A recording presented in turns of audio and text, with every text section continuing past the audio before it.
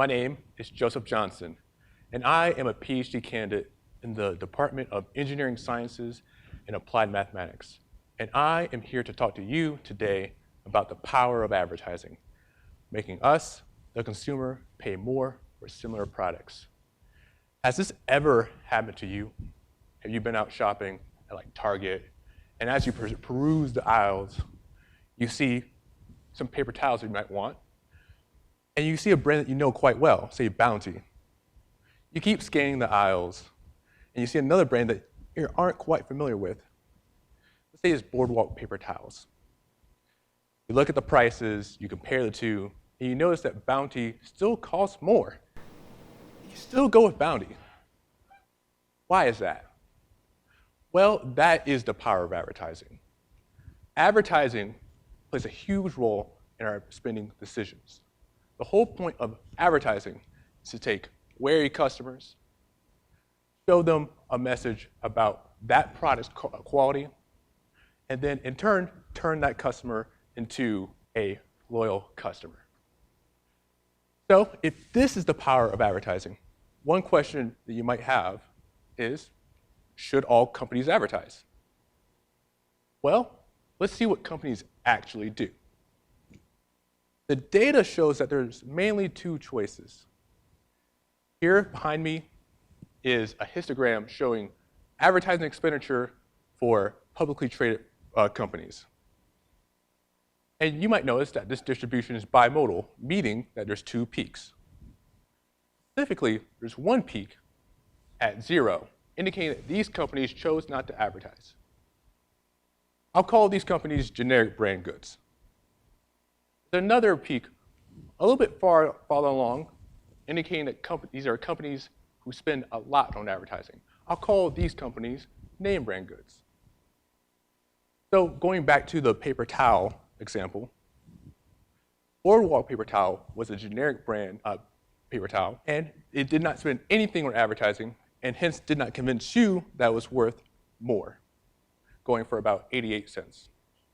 On the other hand, Bounty spends a lot on advertising and is well known and has convinced you that it's worth it. So it's a name brand product going for $1.09.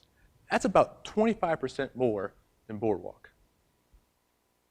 Now, if this is what the data shows, that there's two paths, the question is, why are these the two paths that companies choose between, and why a little in between?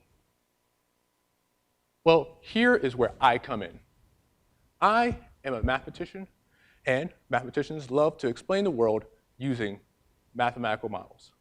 And I have developed a mathematical model to explain this using 3 factual pillars. First, it costs money to advertise, of course. So there's an advertising cost per view.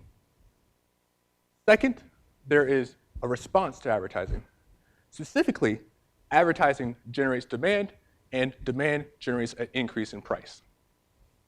Thirdly, is that humans have a limited attention span. So this means that advertisers are competing for our memory space. So what's important is not the total magnitude of advertising, but the relative amount of advertising. So if you were a company spending, say, $1 million on advertising, and the average company spends $2 million on advertising, you will still lose demand because you're spending less than the average. So how do these factors all play into the splitting into generics and name brands? I did some high-level mathematics, and you're not going to see that today. I don't want to bore you.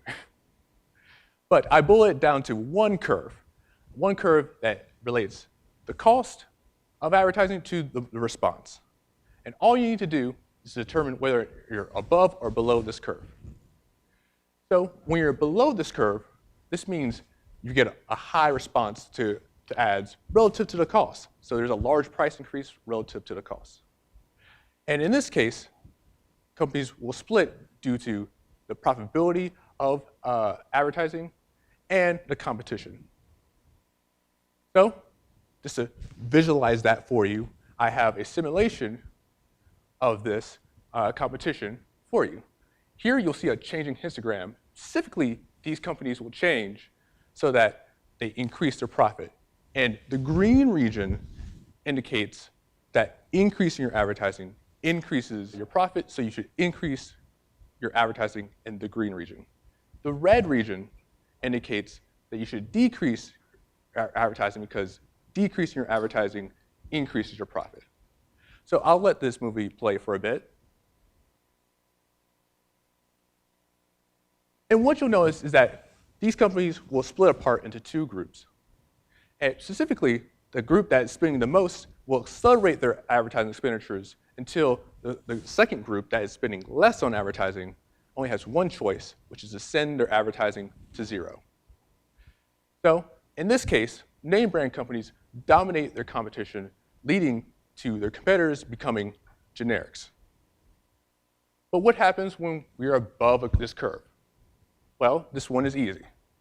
This means that it's not profitable to be advertising at all for anyone. So clearly, when we go back to the simulation, the whole screen is red, indicating that everyone should be decreasing their advertising. And in the end, everyone will start to decrease their advertising until it hits zero, and everyone's a generic. So if this is the case, if being responsive to ads is leading to the development of name brands, does that mean we're just mindless consumers spending money on whatever ad puts in front of us? Well, I like to spin it a different way. I like to think we're still wary consumers, but we're looking for any and all indications of quality. And advertising just fills in that gap. But now that we know that about ourselves, we can fill in that gap using other methods. There's online reviews, there's word of mouth, and they're just playing trial and error. So in the end, when you buy that more expensive product, I want us to be confident that we're buying that product based on its merits instead of what a company tells us to spend our money on. Thank you for listening.